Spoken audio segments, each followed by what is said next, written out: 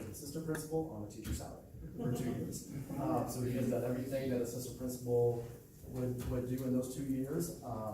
Dustin is married to Danielle, who is a Mahomet alum, and has also taught in Mahomet in the past, and Seymour was here, and they have 3 boys, and they are looking at houses now to move to Mahomet. So we're very excited to have Dustin join us here at Northumbria. I just want to tell you, good evening, board. I just want to say that I'm very excited to see my name on your agenda tonight. Mahomet has an amazing reputation, and I'm really excited to be part of it. I would like to show some gratitude to my wife, who's always been there for me, and I would like to show a thank you to Mr. Martin for bringing my name to your ears, and also the staff that was part of the interview committee. I'm really looking forward to the opportunity to serve the students of MPE and the staff of Mr. Martin and the community.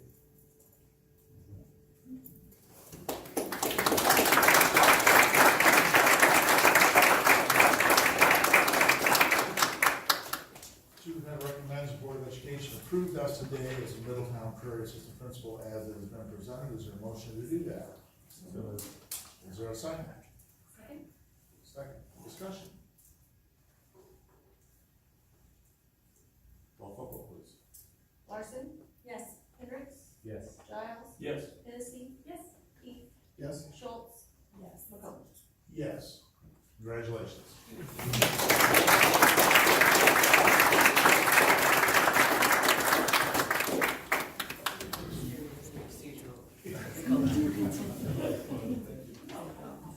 Very good.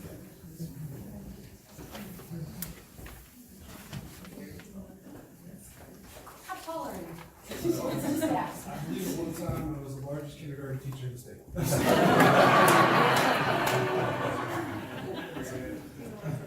I had a really tall principal when I was a kid, Mr. Sturgeon, and I just would be like, yes, sir.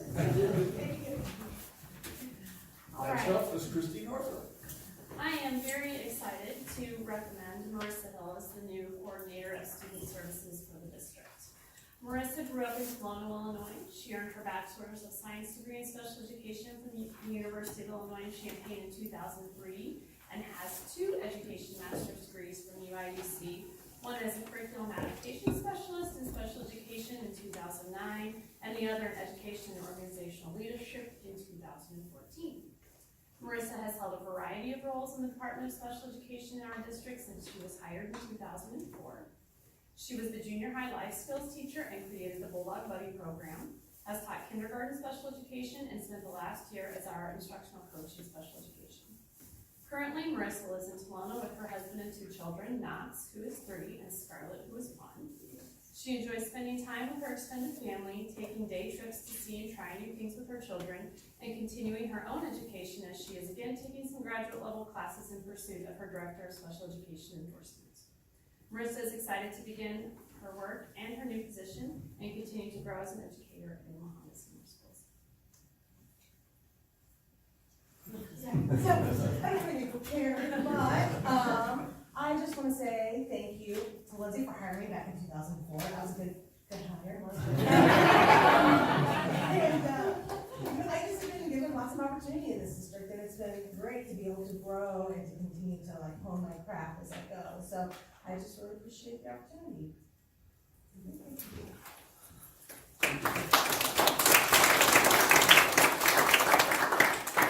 Superintendent recommends the Board of Education approve Marissa Hill as coordinator of student services as presented. Is there a motion to do that?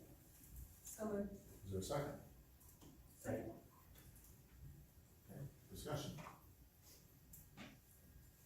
I am wondering when we, maybe the board, approved this new administrative position.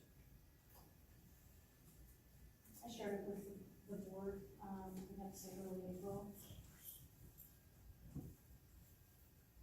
Can you speak to why there was no resume or application in the board packet? As an internal applicant, Marissa first of all was the only applicant, and we also shaped this position around her qualifications. We also were in desperate need of this position as well, so she brought the qualifications and the skill set that we needed to bring this coordination together of student services. So it was run by the board. Before April too, we talked about it prior to I that. can't remember the date on I mean, we talked about it with our funding formula and how it fit the needs of some of the evidence-based funding and targeting our students' needs. Also had a couple conversations with the MSCA about it as well. The job was properly posted for 5 days, all the requirements were followed. So when we, as a district, are looking at adding a new administrative position, is that the typical process, that it just gets discussed to the board one-on-one? Or was that discussed in an open meeting? How was that planning done, I guess? This is the only time that I can think of that I've done that, so I can't speak to prior practice. But I did run it by the board individually and talk with board members about it. It was not discussed in an open meeting. If it's the will of the board to change that, then we can look at a different way to go.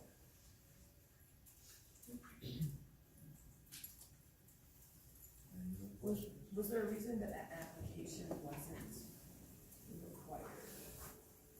I think Marissa's, work history and her qualifications speak for themselves. She's a known quantity. She's a valued employee for 15 years. I've not met Ms. Hill, but I've heard nothing but great things about her and the work she's done, so I'm very grateful for her. What kind of, I also have heard great things. so financially, what kind of impact is that gonna have on our administrative costs? So I shared that, I think, if you look at the administrative overall, down on the item number 11, I think it says that overall our administrative costs, so I'm just gonna scroll down there so I can speak correctly to the, So that total administrative cost goes down this year. I just wanna say the right thing. So our administrative costs for FY 20 are actually $4,879 less than FY 19. So we're adding an administrator and saving essentially almost $5,000. That's great. Are we having people retire, or what? So Mr. Starwell's retiring, Mr. Cheek is leaving, those, people were replaced with frankly lower cost administrators. Marissa's being paid $13,000 more than her teacher salary to work more and basically take on a whole lot more work. So you can still back out. I think it was a fiscally responsible decision and something that, a position that we were pretty desperate in terms of coordinating a number of really important things that really directly touch students, our pre-K program, oversight of 504 plans, oversight of Atlas and Compass. Marissa's gonna evaluate teachers, that takes some teaching load off of our principals. And a lot of those duties were, Ms. Northrup's, is that correct? They were spread out among a variety of people, and so it does bring, again, as student services coordinator, bringing these things under the umbrella of responsibility of one person, hopefully improve the delivery of those services, improve communication, and certainly some things are coming off of a number of administrators' plates. I seem to recall the position itself being consolidated in that way would have a high value for the EDF funding from it. Sure. I think just as an educator who does not work in this district any longer because I'm on the school board, but I work with early childhood population, and the incidence rate of autism is immensely expensive, and it's much more cost involved to educating children. And if our district has always been known for being valued for special ed, I would be happy that we're proactive in being prepared for the incidents that may come our way, because I do just say in my education and my experience that the needs of kids are greater, and they're being targeted earlier so that they can help them have greater outcomes in life. Certainly Marissa we've heard all this great evidence that she seems great, and I have no concerns at all about her, but I really feel I must express that I do have a concern about a new administrative position that's added without a discussion in a board meeting. I mean, even a closed session board meeting, which I guess is inappropriate to discuss there. But I feel as though we should have discussions in open before we add an administrative position to our district. At the flip side, I don't know if it's appropriate to say, but I do recall Dr. Norfolk, or Christine Norfolk being up there and sharing about this kind of information coming about, and when she was here, I thought it was in an open meeting. I think that what we're just saying is that there was no vote, and so we're adding administrative positions. It would be nice to actually go through the formal process of having, you know, that formality voted on in the board. So we have not voted to add teaching positions, so I think this is a broader board discussion, just to talk about generally how you'd like to proceed in the future. And please don't take this is Please, just, we just had some questions because in our packet there were some, you know, resumes and applications and some not, so we were just trying to I did understand the apply difference. Okay. I just, as you apply internally, you just submit your name because they already have all my So credentials. the materials that we have would be approximately 15 years old on her, which I didn't think was relevant. I thought that biography that Mrs. Norfolk provided We were was just- far more. Just wanted to know why the difference. But I have to provide those answers for you. Okay. And it's sometimes, I think just as a transparency issue for the public to understand the difference between when we seem to decide a position before we post it, and some are posting internal and some are external, and there's different criteria for applying, and I just feel like an open and transparent policy. We all have different criteria for applying. Everybody has to apply through the AppleTrack online application system. Well, I guess the writing in the application for some jobs say you must submit an online application, and some say submit an email of interest. Right, I mean, just as the public looking at that, they would not I understand. can't off the top of my head think of the position other than maybe a stipend or a coaching position when we say email. This position actually said Oh, okay. an email of interest to Christine Norfolk was the, Got it. now, maybe she filled an application, I have no idea what happened, but I'm just saying as a transparency issue is nothing to do with this hire, it's just as Yeah, a it's policy, not I feel. specific. Right, I just wanna keep saying that because I understand that we're talking about policy, but there's a real life human being here with feelings that I wanna just keep saying over and over again, that it's not anything, this is nothing to do with it at all, it's just, I feel very strongly we should So talk that's about what- this as a board. Absolutely, so that's a great discussion for the board to have. Further questions or comments? We have a motion second, we've had discussion, we have a roll call vote, please. Hennessy, Yes? Schultz, Yes. Keith, Yes. Giles, Yes. Hendricks, Yes. Larson, Yes. McComb. Yes. Item 4, approval of Chad Bennett, as high school principal. Dr. Hall. Well, it's my pleasure to introduce Mr. Chad Benedict. I'm going to stand at the podium, you can stand up. Mr. Benedict emerged as our top candidate this past week for the position of high school principal, so I'm pleased to recommend him. Chad has worked here for 13 years and the past year as assistant principal at the high school. Prior to that, physical education teacher, and for 6 years as division head as well of the PE and fine arts division. He also served as our varsity basketball coach during the time that he was here. Prior to that, taught and coached in Persimmon, Illinois. He's here tonight with his wife Becky and 3 very patient kids. To get out of here. But congratulations to you, Chad.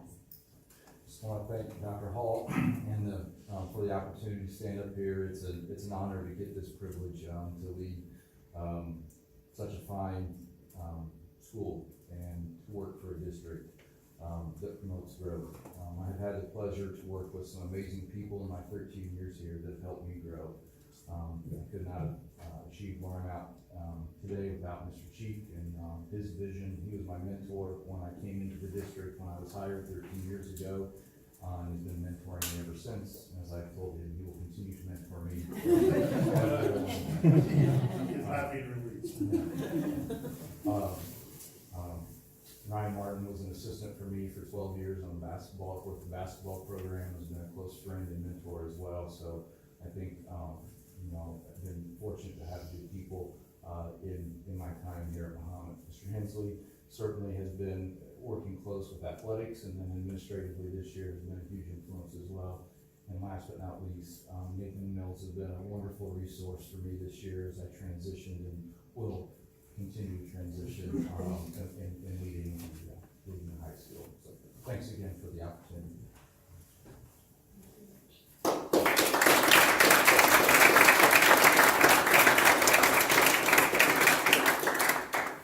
That recommends Board of Education approve Chad Bendick as the high school principal as presented. Is there a motion to do that? So we're Is there a second? Second. It was a race. Colleen, discussion. So I had a chance to sit in on the interviews, and heard from 4 very strong candidates. And I just wanted to say that I think Mr. Benedict is an outstanding choice for this position. And I also wanted to applaud Dr. Hall for a very good process, in the interview process. There's a good cross-section of people from across the district, good discussion, and so I just want to say thank you for that. That was Thanks for very sharing. well done. Thanks for your time. I would also just like to note that in our last meeting, we had a public comment when no one even knew that he'd applied for the job or was a candidate, and so it was nice to hear from the public when it wasn't even a candidate, how great he was at his job, and so it makes me extra happy.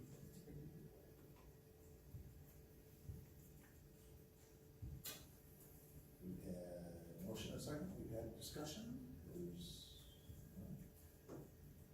Roll call vote, please. Hendricks, Yes. Hennessy. Yes. Schultz. Yes. Larson. Yes. Giles. Yes. Keith. Yes, McCoy. Yes. we have plenty of time to extend. Whose contract are we talking about? So I'm saying if you look at all the multi-years, the earliest ones are Dr. Rummel's, Mr. Muxels, and Mr. Mills in 2021, current. And so I'm saying that if we want to look at the evaluation process and circle back, we have quite a bit of time.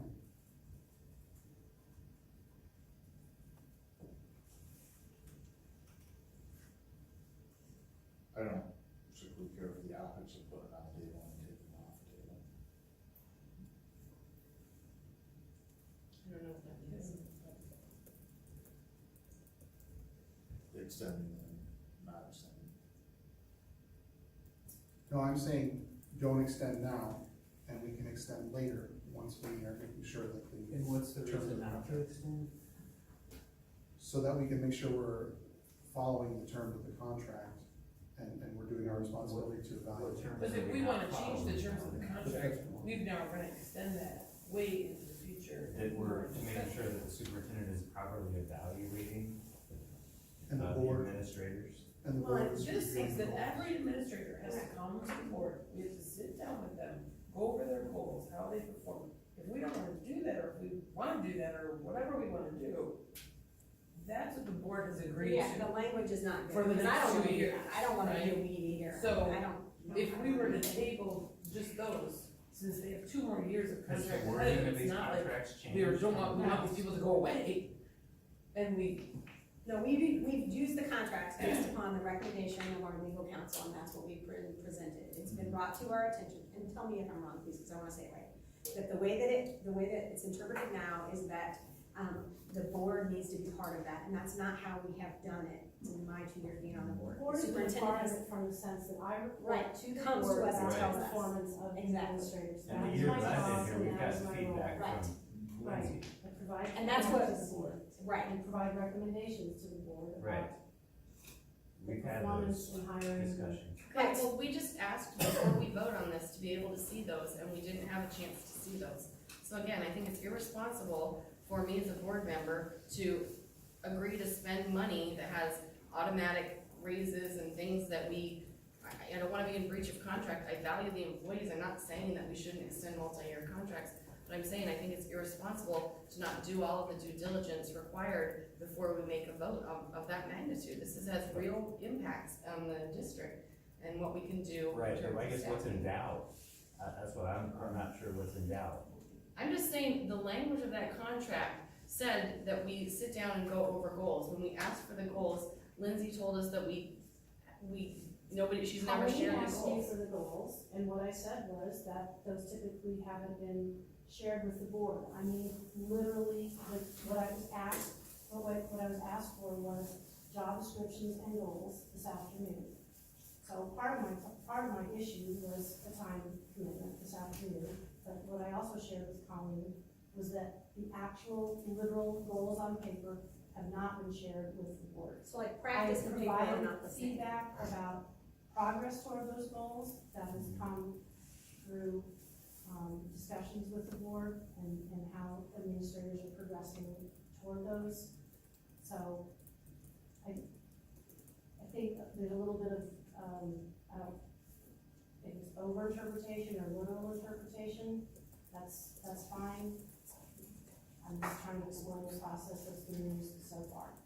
Is there a legal or policy problem with sharing those goals? Is there something in policy that prevents you from sharing those goals, or something in Other the than law? I'm not sure it's the role of the board to do that. But again, that's a discussion among all of you, and I'll take the direction of the majority of the board.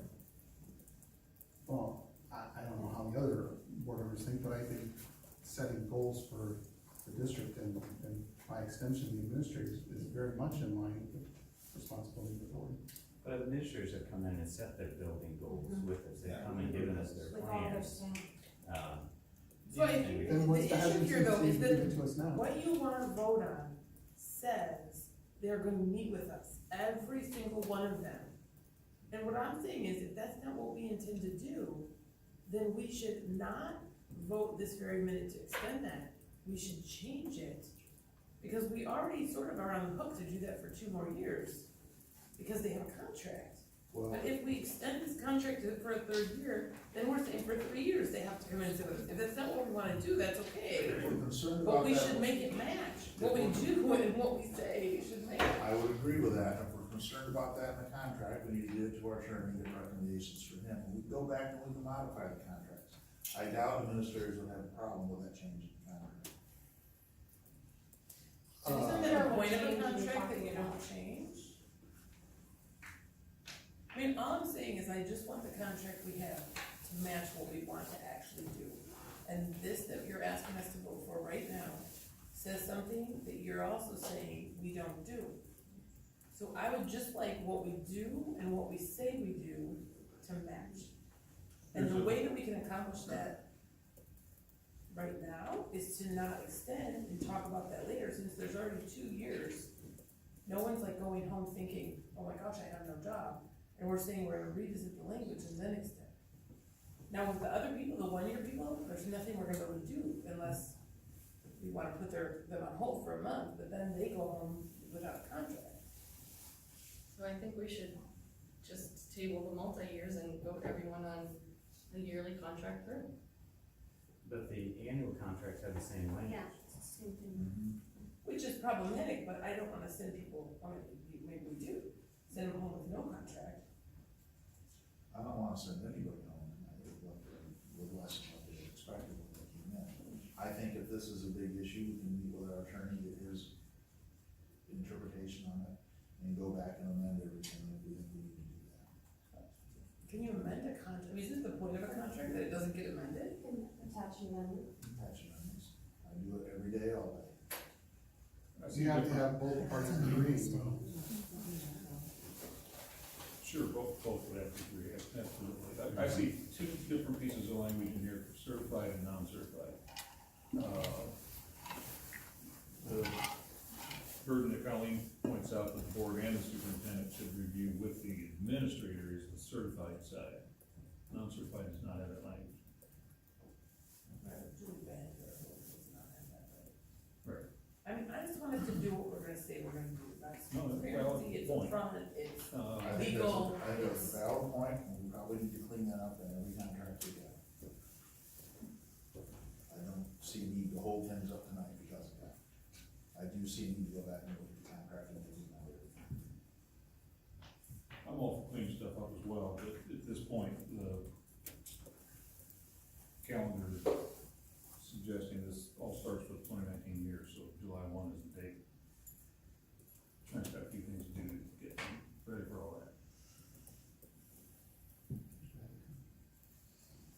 Was there a motion made? I'm sorry. Yeah, we got a motion to. So can you add something onto it that the motion is made?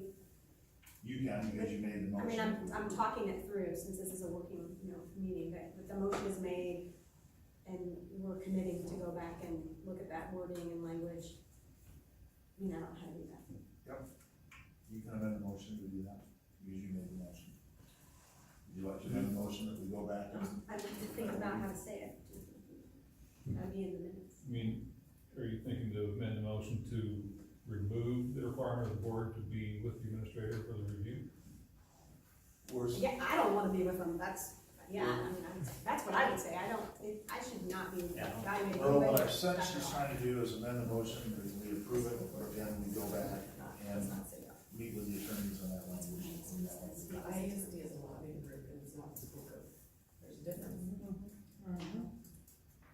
There is a difference. There is a difference, yeah, that's all I'm saying, is the school code is very clear that the school board actually has impact on all administrators. It even talks about hiring teachers. We do that now, we do, she comes to us and we tells them, I don't go and tell them what their building goals or things should be. You can have your opinion and I can have mine, and we can still be sitting next to each other, it's fine.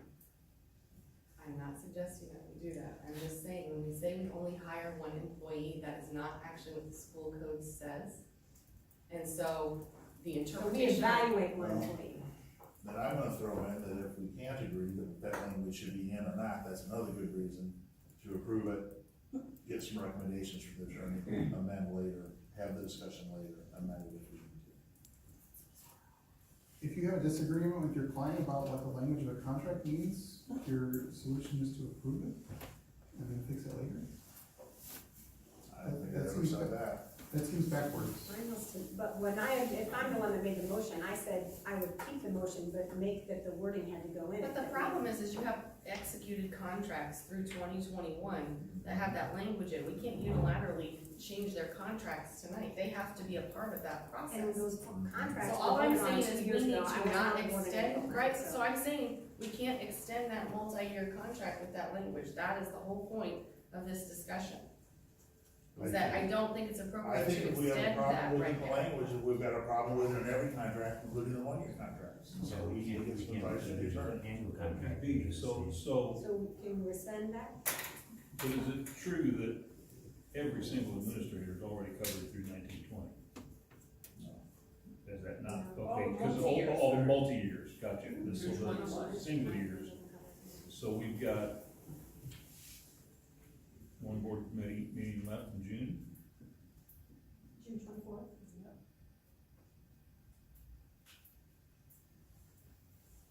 But I think we've got a couple issues. We got an issue that the language is in the contracts right now. Yep. And then we've got the issue of, do we want it in the contracts now? And I'm hearing different things from the room on that. I don't know that we're gonna get that resolved tonight, I don't know if we're gonna resolve next month. It sounds like all of these issues need to be discussed with our attorney as well. We certainly can't do that tonight.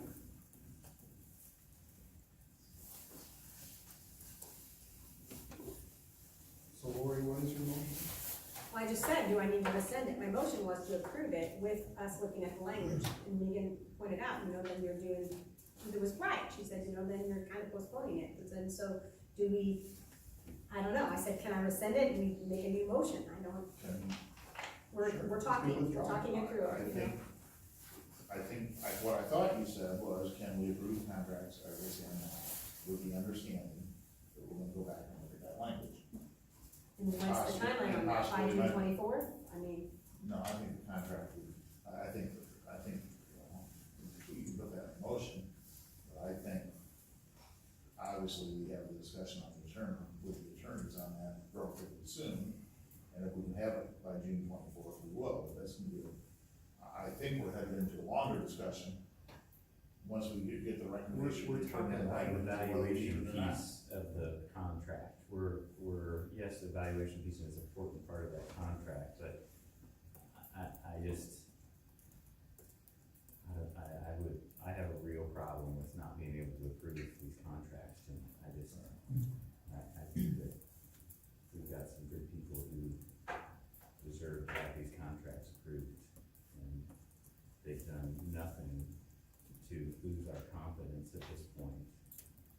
yes, the language may need to be changed, but there's been no problems with these contracts in the past.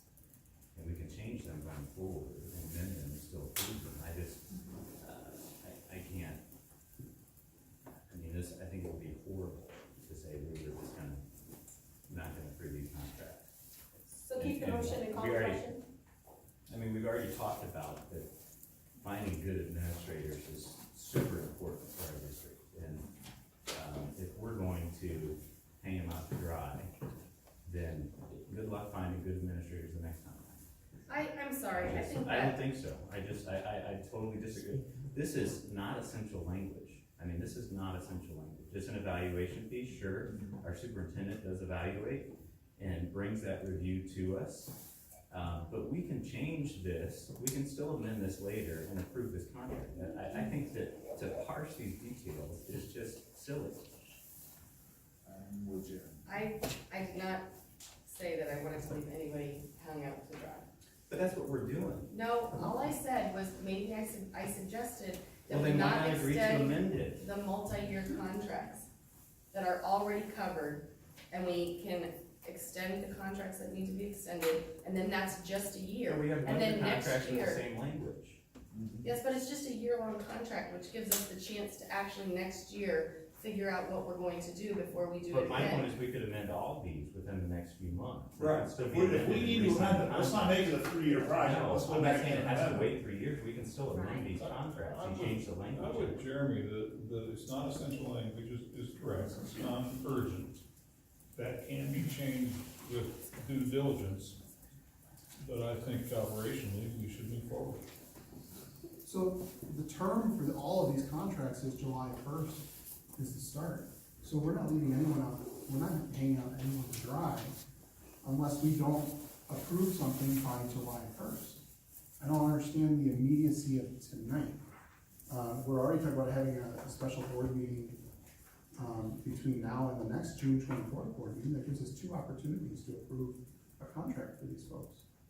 And again, it's only a contract for the single year people that would be left hung out to dry. This is not essential language, we can keep it later, we can amend every contract we have. All right, let's just call the question. We'll call vote, please. Schultz? No. Giles? Yes. Larson? Yes. Keith? No. Hennessy? No. Hendricks? Yes. Plum. Yes. Next, approval of increase in meal prices. Trent.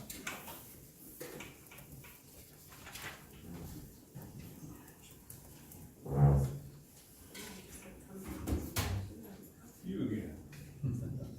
Welcome back. Thank you. Alright, since it's 10:30, I'm just gonna read this right off the board book. If the public school district receives National School Lunch Federal Funds, the Healthy and Hunger-Free Kids Act of 2010 requires an annual review of public school meal prices through the Lunch Price Equity Tool. Each year, this tool results in, excuse me, a recommendation to increase the lunch price or make an accounting entry to absorb the loss. We've always chosen to absorb the loss. Since 2013, this loss has accumulated $101,371. MS administration and school board recognizes the sensitivity to increasing meal prices. However, breakfast and lunch pricing has not increased since 2013. And MS pricing is well below the regional average, which I'll show you right now.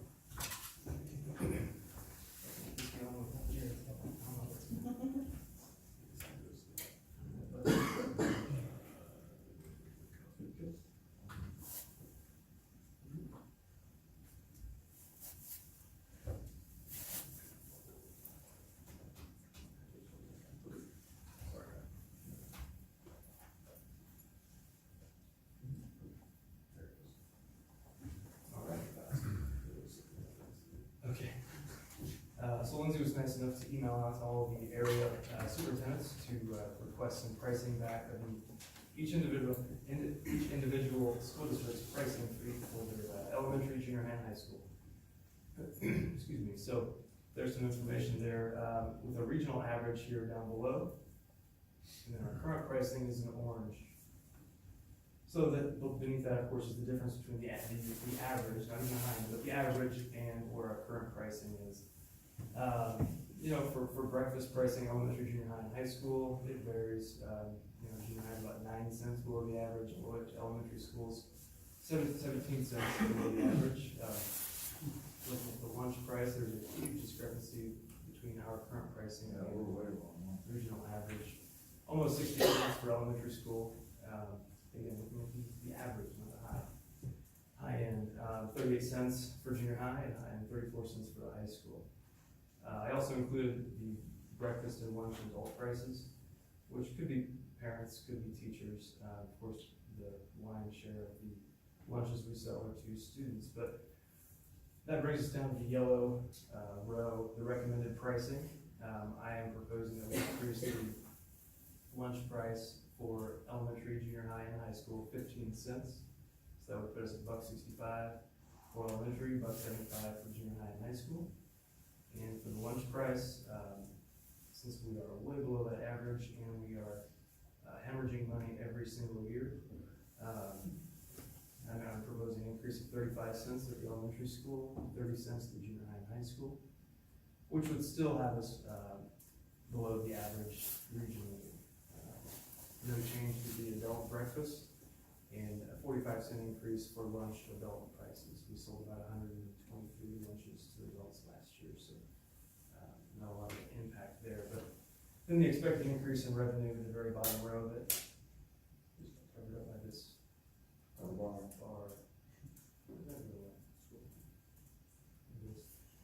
So yeah, these proposed increases in lunch price and breakfast price would should result in an increase in revenue of $43,767. So we'd start to eat away at that $100,000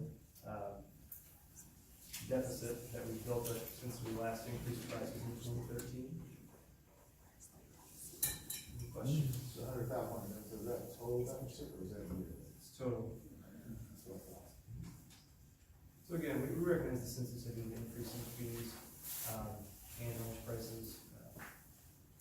You know, last year at this time, we were down about $87,000, but we didn't feel like it was right to increase registration fees and lunch prices the same year. So we held off, absorbing a loss of $13,000, and it's now to the point where I think it's time to at least get close to the average regionally.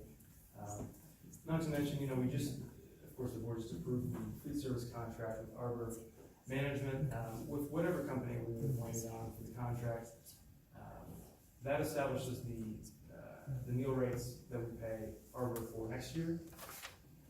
We don't rebid that out for another, I guess, 4 years beyond that, but each year Arbor has the option, or any company would, to increase the meal rates for us each of those 4 years. If we don't like what they propose, we go back out to bid and go through that same 5-month process. But that's to say, I would assume that they're going to be planning for the $15 minimum wage, just like everybody else in the state. So it's better that we try to increase these prices now to try to be prepared for that inevitable increase. Any questions?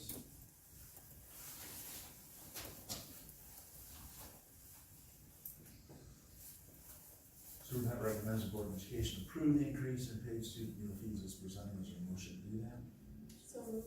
Second, Second. discussion or questions?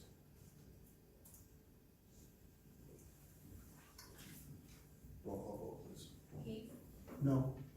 Larson, Yes. Hennessy. Yes. Hendricks, Yes. Schultz, Yes. Giles, Yes. McCombs. Yes. Okay, surplus items, we'll go back to that. We moved the surplus items to this point because the old science books were on it. Superintendent recommends we approve the surplus items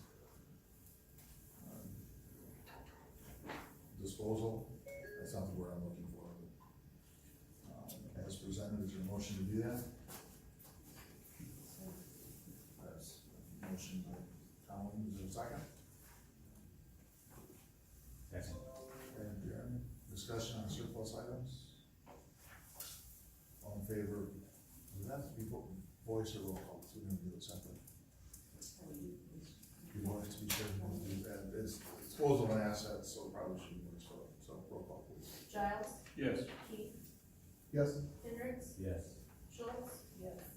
Larson, Yes. Hennessy, Yes. McComb. Yes, this time a closed session is necessary for a couple of reasons, the placement of individual students in special ed programs, and other matters related to individual students, and discussion of meetings lawfully closed under this act, whether it's for purposes of approval by the body of minutes or the semi-annual review of minutes, as mandated by section 2.06. Is there a motion to go into closed session for those reasons? Can I ask that you add exception number 1 about personnel to the list of stated reasons as well? Add personnel to that? Please. We can, frankly, as long as we stay on mandated closed session topics, we're good. But we try to give the public an idea of what we're going for. Actually, that's a violation of the rules.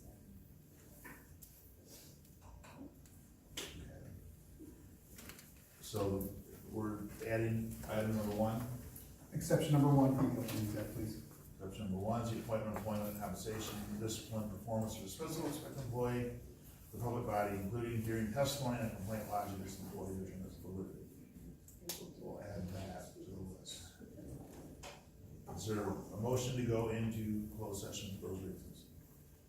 So moved. Is there a second? Second. Roll call vote, please. Larson, Yes. Hendricks, Yes. Giles, Yes. Hennessy. Yep. Keith, Yes? Schultz, Yes. McComb. Yes, 5 minutes, back in closed session. We are not anticipating conducting any business at the end of closed session.